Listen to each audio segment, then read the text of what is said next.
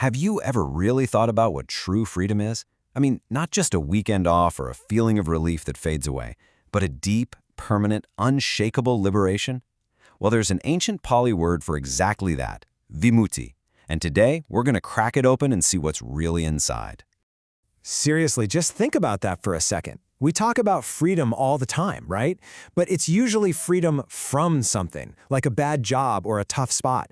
But what if freedom wasn't about escaping something? What if it was a fundamental change to your entire operating system? What would that even feel like? All right, let's get into it.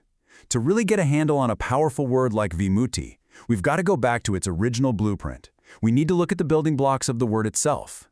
And trust me, this isn't just some boring language lesson. It's the key that unlocks its real power. So if you look it up, Vimutti is usually translated as liberation or release. And sure, that's fine. But it barely scratches the surface. The real meaning here points to a permanent structural change. This isn't about having a good day. It's about rebuilding the whole house. And what's so cool is that the word itself tells you the story. It's made of two little parts. First, you've got V. That's a prefix that means away from or apart. Then you have mutti, which means to be released or to be free. You can probably see where this is going, right?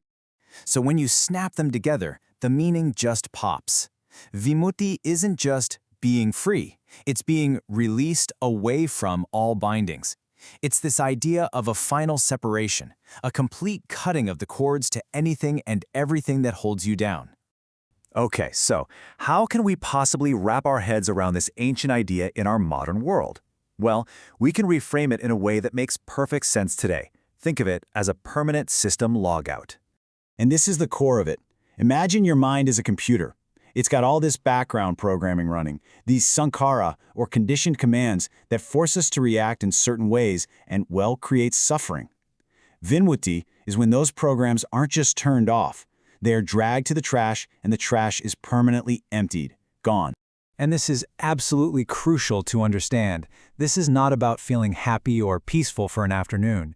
It's a complete re-architecture of the system itself. The very ability for the system to produce suffering in the first place has been removed. The hardware has been changed. Now, I know that all that sounds pretty abstract. System re-architecture. What does that even mean in real life? So let's make this tangible. We're going to look at 4 really powerful modern analogies to help us feel what this state of absolute unbinding is actually like. Okay, first up, picture a prisoner who's worn a heavy shackle on their ankle for their entire life. Vimutti isn't someone showing up with a key to unlock it. It's the shackle itself being shattered into a million pieces. And here's why that matters. It's not just that the chain is gone. The ring itself, the very thing a new chain could be attached to, has been completely removed. The possibility of ever being chained again is just gone. That's the kind of permanence we're talking about.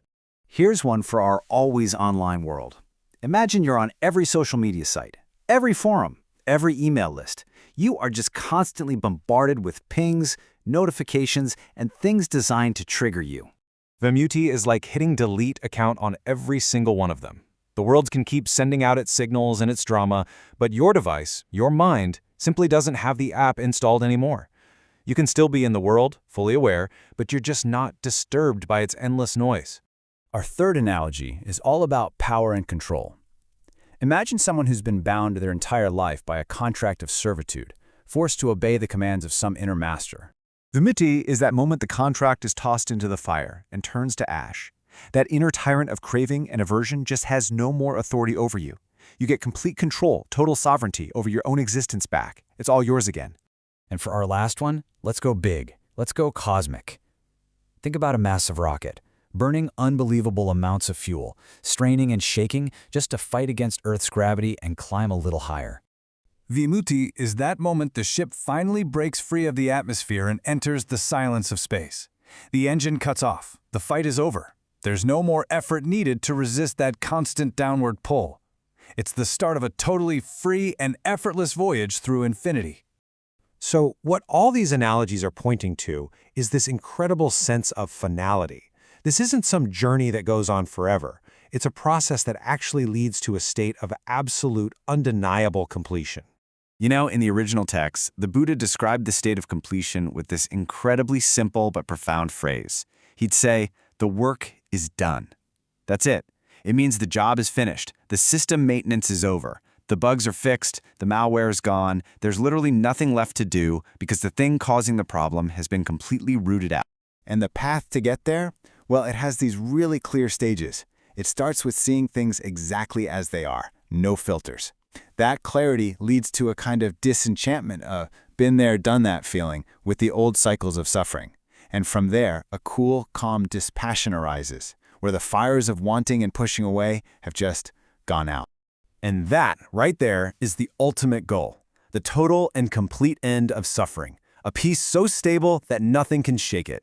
It is the ultimate stabilization of the system. You could even call it the greatest system shutdown of the suffering algorithm in human history.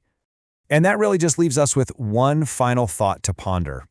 If that core programming that causes all your stress, all your anxiety, all your pain was just permanently deleted from your system, what would you actually do with that kind of absolute, untethered freedom?